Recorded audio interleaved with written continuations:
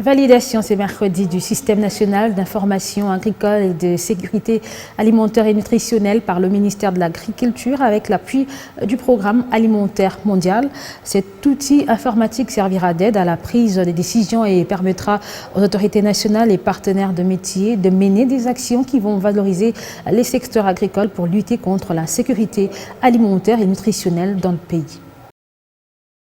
La lutte contre l'insécurité alimentaire et nutritionnelle en RDC passera bien par la valorisation du secteur agricole. Le pays a validé le système national d'information agricole et de sécurité alimentaire et nutritionnelle.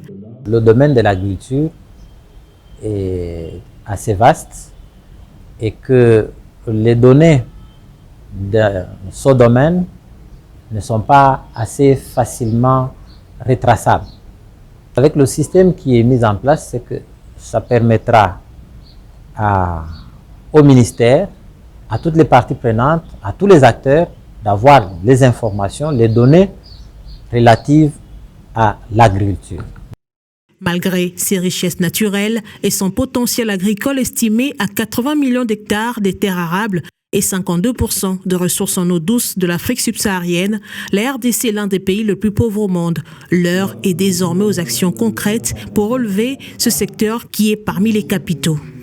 Il sera expérimenté dans les deux provinces, dans le Kasaï et le Haut-Katanga. C'est un échantillon et qu'au fil du temps, ça va pouvoir s'étendre sur l'ensemble des provinces. Et comme vous le savez, nous avons 26 provinces. On a pris des provinces comme échantillon.